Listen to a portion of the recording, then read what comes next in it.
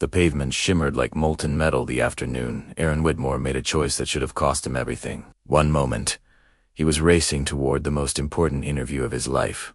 Resume folder tucked under his arm like a lifeline. The next, he was dropping to his knees beside a collapsing stranger no one else even noticed. He didn't know her name or her story. All he saw was a terrified woman struggling to breathe while crowds of people just walked around her. But the world has a strange way of testing good people, and Aaron was about to learn that sometimes doing the right thing becomes the very reason your destiny shifts. If you've ever wished the universe would finally reward the good guys, hit that like button and subscribe, because this is one story where karma shows up in the most shocking way. Aaron had rehearsed for this interview for weeks. He whispered answers to imaginary questions while pushing warehouse carts or sweeping aisles at his night job. This position at Westward Innovations was supposed to be his turning point. He just kept telling himself, just make it on time. Juste once. Let something go right. But fate didn't care about his plans. As he crossed Weston Avenue, he saw a Harrow woman in a scarlet dress, her knees buckling beneath her. Pedestrians slowed down, then just stepped around her like she was an obstacle. Aaron felt something twist inside him, an ache he recognized to well the feeling of being invisible. He ran to her side without thinking. Hey, can you hear me? He asked. Up close, she looked frighteningly pale, her breath coming in sharp, shallow gasps. Haven't eaten?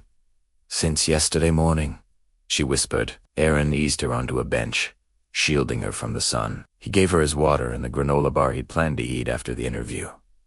Time slipped away. 10 minutes? 15. 20. When she finally regained her strength, she apologized over and over. She told him her name was Harper. He helped her call a ride and stayed until she was safely in the car. Only then did reality hit him. It was 25 minutes late. He sprinted to the Westward Innovations building, lungs burning. Inside, he rushed to the reception desk. I'm Aaron Whitmore. I had a 2 p.m. interview. I know I'm late, but the receptionist's expression soft with pity. I'm so sorry, Mr. Whitmore. The interviews have ended. Final candidates were already selected. He begged for just 5 minutes, but the manager had already left. Aaron walked out in a daze. He didn't regret helping Harper, but he grieved what the world always seemed to demand. Sacrifice without reward. The next week was a blur of warehouse shifts and cleaning jobs. He never told anyone what happened. He knew what they'd say. That's what kindness gets you. Then, Thursday morning, his phone buzzed with an unknown number. Mr. Whitmore, a crisp voice asked. This is Celeste Reyna, Executive Assistant to the CEO of Westward Innovations. Mr. Lane would like to meet with you as soon as possible. Aaron froze. I think you have the wrong number. No, she replied firmly. Vincent Lane requested you personally. His heart pounded. Was this a mistake?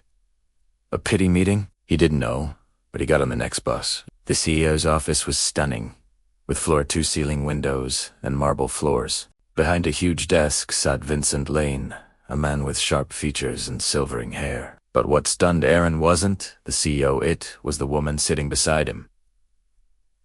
Harper, she stood as soon as she saw him. Aaron, I've been trying to find you. The room felt like it was tilting. Vincent motioned for him to sit, then explained everything.